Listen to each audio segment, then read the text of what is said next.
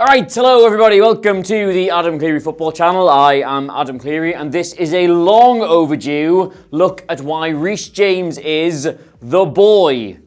Which I don't entirely understand the meaning of, but someone told me to say. And just very quickly, right, because I know this is coming a little bit later in the week, but it's delayed because we only went and won that FSA award that we got nominated for. Now, I'm not going to ramble on about that here. There's a deeply wet channel update you can go and look at if you're interested, right? But as this award is 100% a public vote, I just wanted to A, show it to you, but also say that if you did vote for us, just 100,000 thank yous. We're only on that shortlist because you guys have watched the channel and you've enjoyed it, and we were only on that stage because you literally took time out of your day to go and vote for us. So, yeah, thank you very much. So yes, very mad, all of that. And if you're wondering why it looks like I've had about 3 hours sleep, it's because I have. So, there you go.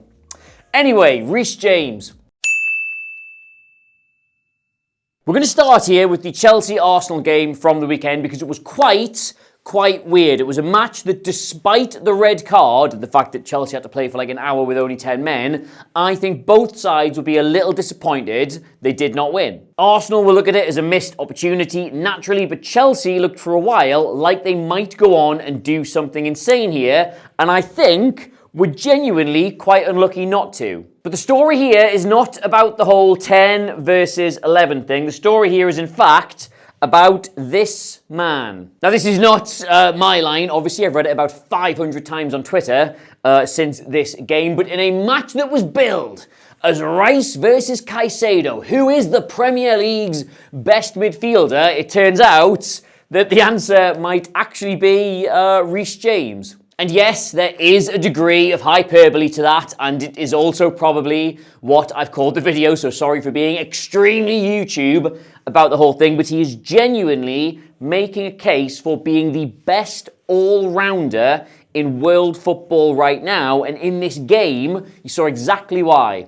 And just for a little bit of context here, right, it's becoming increasingly obvious this season, and to an extent, yes, the back end of last season, that Maresca likes to change which side he wants to invert his fullback from. Quite often you'll see Cucurella pushing up into advanced midfield positions, but if the opposition's main threat is coming down that side of the pitch, he doesn't want to give them the opening when they're trying to reposition. Case in point, Barcelona just last week, Cucurella's main job, rather than being a threat in the attacking third, was to sit on that side and ruin Lamine Yamal's night. Which, if you watch that game, he absolutely did. And what that means in relation to Reece James is that just playing him as like a conventional inverted fullback who slides in next to Caicedo isn't always that easy. There are going to be some games where he's the one who has to tuck in along with the rest of the defence, and that is a tremendous waste of his ability on the ball. I feel like I said loads of that wrong, but I can't remember how.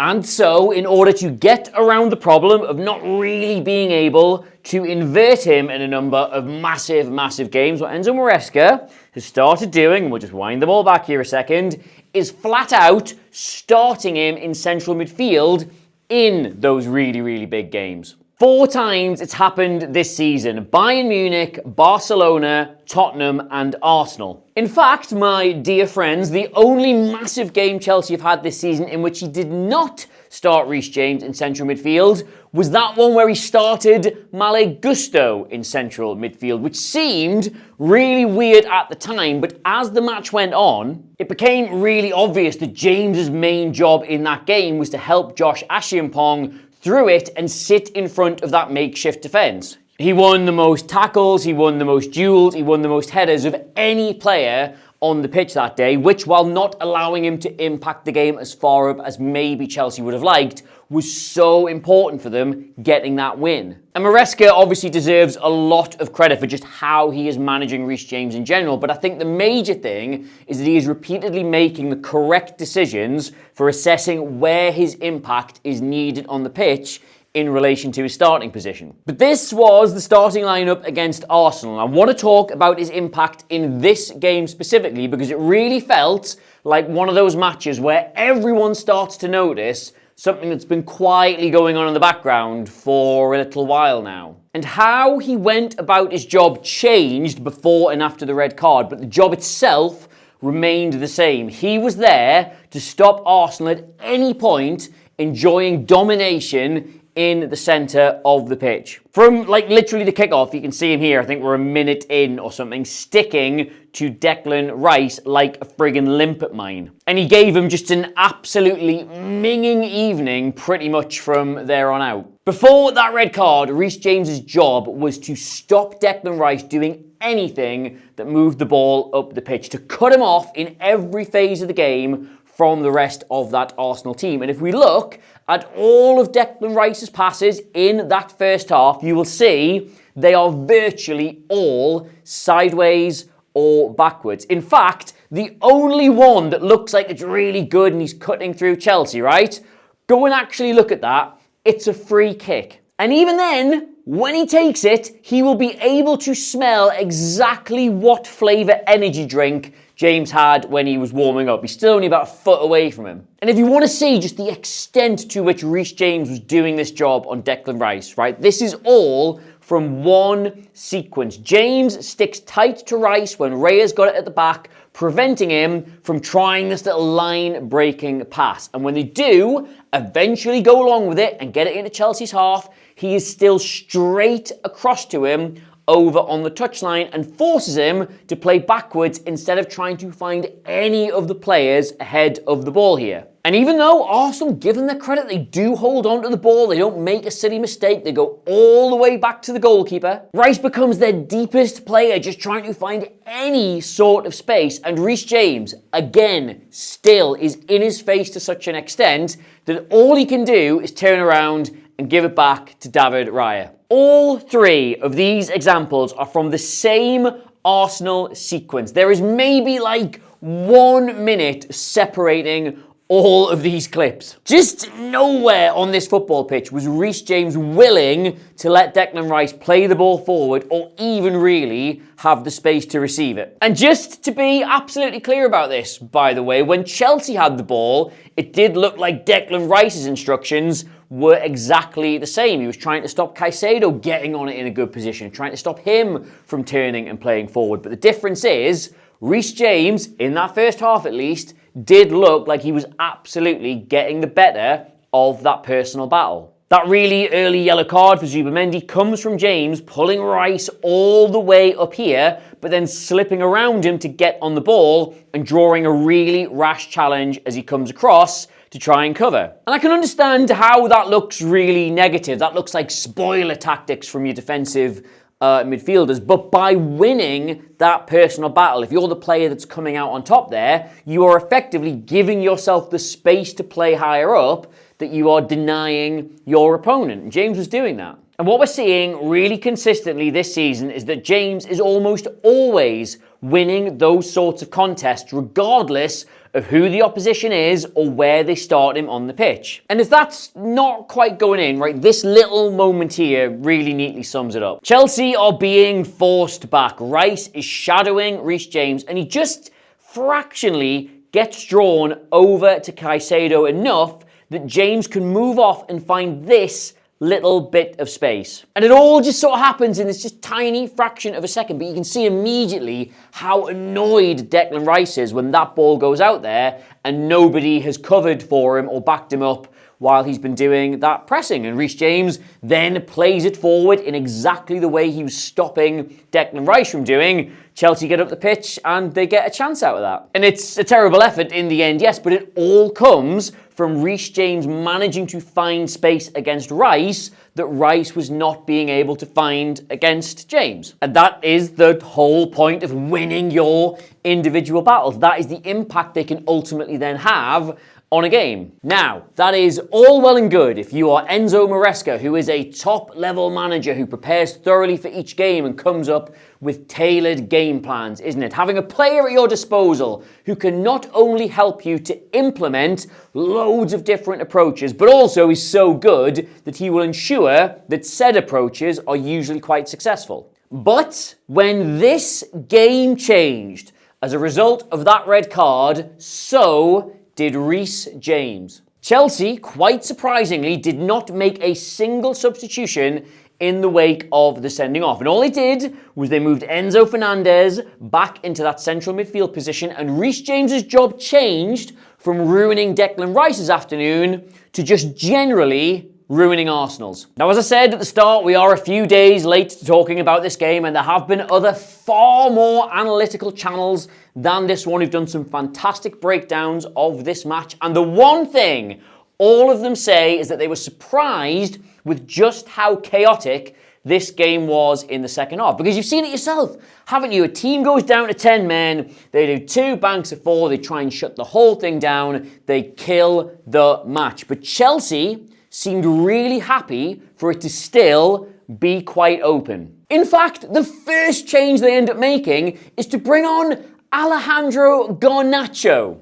Garnacho, a man who is to open end-to-end chaotic games of football what a splash of milk is to a cup of tea. And theoretically, that should have been, especially against a team as good as rotating as Arsenal are, an extremely daft thing to do. But Reece James basically went on a one-man mission in central midfield, both in terms of screening his defence and moving the ball up the pitch. He stopped pressing high and following Rice, because that would have left poor Enzo all alone, and instead started looking after zones. Basically making sure he was taking a starting position that covered this area in front of the back four, even if slightly over to the right-hand side, but then ensuring that when he did get the ball, he was well placed to get it up the pitch, either by himself or by finding one of the wide players. It's just a fantastic little example of how that works here, right? Him, Fofana and Gusto all rotate so that Reece James is now at centre-back. You can see Fofana is at right-back. He drives forward with the ball, he exchanges a pass, he skips past 2 players. Zubimendi is